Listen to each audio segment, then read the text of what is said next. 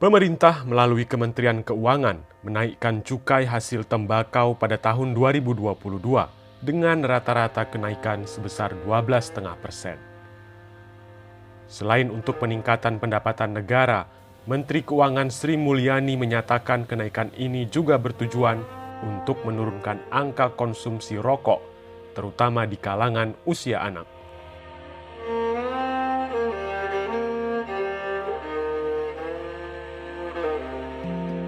Industri rokok adalah salah satu primadona dalam persoalan pendapatan negara lewat cukai.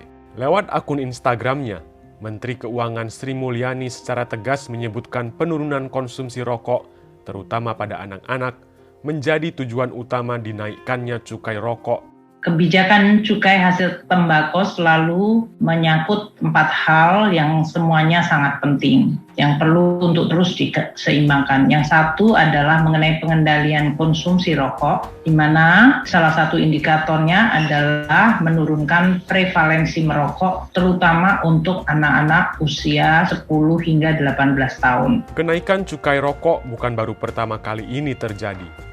Namun ternyata tak selalu diikuti dengan penurunan konsumsi rokok di Indonesia. Meski beberapa kali mengalami kenaikan harga, pada tahun 2013 hingga 2018 menunjukkan justru terjadi peningkatan perokok usia anak. Angka tersebut memang kemudian menurun pasca 2018.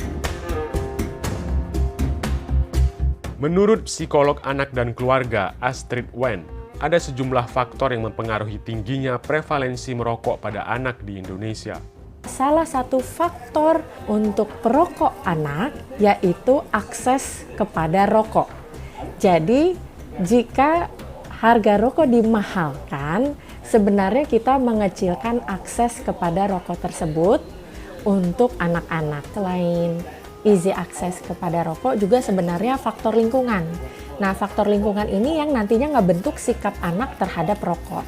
Jadi faktor lingkungan misalnya keluarga terbiasa nggak dengan rokok ya. Jadi apakah rokok sebenarnya suatu hal yang biasa di keluarga, familiar. Jadi kalau seperti itu ya anak juga biasa aja gitu ya.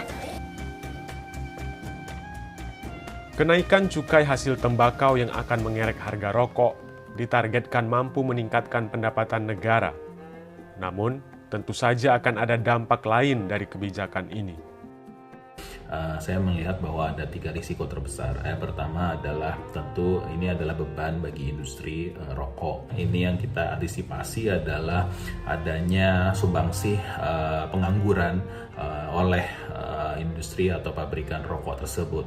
Dan yang kedua tentunya ini akan memberikan dampak bagi daya beli masyarakat. Risiko yang ketiga yaitu rokok ilegal, di mana rokok ilegal ini ya pastinya akan meningkat begitu ya.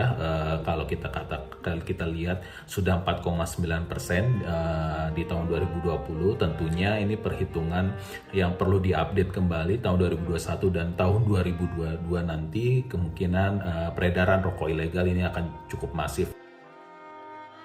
Rokok ilegal tumbuh karena tingginya permintaan konsumen untuk rokok yang lebih murah karena tak bayar cukai. Angka peredaran rokok ilegal terus meningkat. Jumlah penindakan pelanggaran cukai ini bertambah dari 76 juta batang pada tahun 2013 menjadi 384,5 juta batang rokok di tahun 2020. Itu angka yang tertangkap dan mendapat sanksi hukum. Jumlah yang lolos dari pengawasan, dikonsumsi masyarakat, dan menghilangkan potensi pendapatan negara tentu melampaui angka tersebut.